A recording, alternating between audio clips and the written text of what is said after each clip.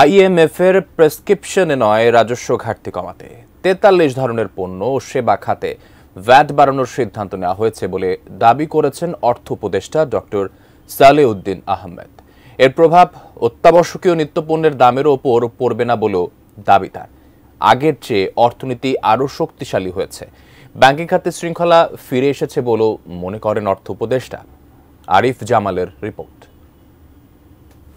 প্রধান উপদেষ্টা ডক্টর মোহাম্মদ ইউনূসের সভাপতিত্বে বুধবার তার কার্যালয়ে অনুষ্ঠিত উপদেষ্টা পরিষদের বৈঠকে ভ্যাট বাড়ানোর প্রস্তাব সংক্রান্ত অধ্যাদেশের খসড়ার অনুমোদন দেয়া হয়।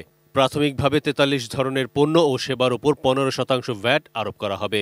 রেস্তোরাঁ, পোশাক, হোটেল ছাড়াও উৎপাদন পর্যায়ে বিস্কুট, আচার, সিয়ার coil, mattress, transformer, tissue paper ইত্যাদি পণ্যে ভ্যাট বাড়ছে।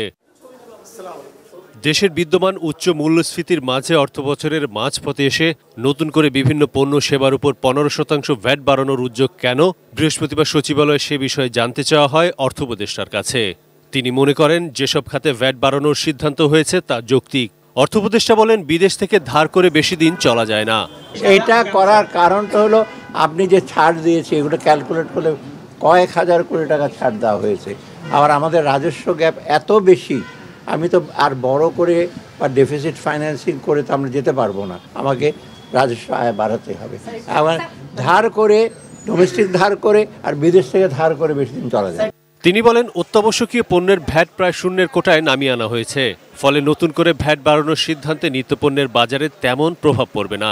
জিনিসপত্রের দামের উপরে তেমন প্রভাব পড়বে না, কারণ আমি বলি অত্যাবশ্যক জিনিসপত্র আমরা সব এসে জিরো করে দিয়েছি। আপনি ছাড়টা দেখবেন কি দিয়েছি আমরা, অর্থাৎ সেটার দিকে আপনি নজর দেন। কারণ ইনফ্লেশনের মেইন আমাদের ওয়েটটা ইন্ডিকেটারসগুলো হলো চাল, ডাল, এইগুলো আপনারা জানেন। আমরা যে সমস্ত জিনিসের দাম বাড়িয়েছি ওগুলোর ভেরি ইনসিগনিফিক্যান্ট পার্ট অফ আমাদের ইনফ্লেশন।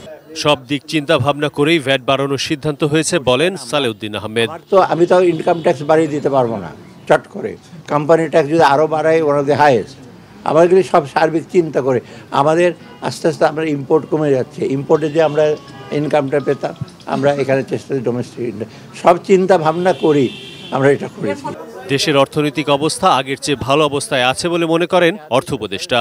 শিক্ষা, স্বাস্থ্য, অন্যান্য আইটি খাতে আমরা কোনো অ্যালোকেশন কমাবো না, বরং আমরা বৃদ্ধি করব। আরিফ জামাল, এটি নিউজ, ঢাকা।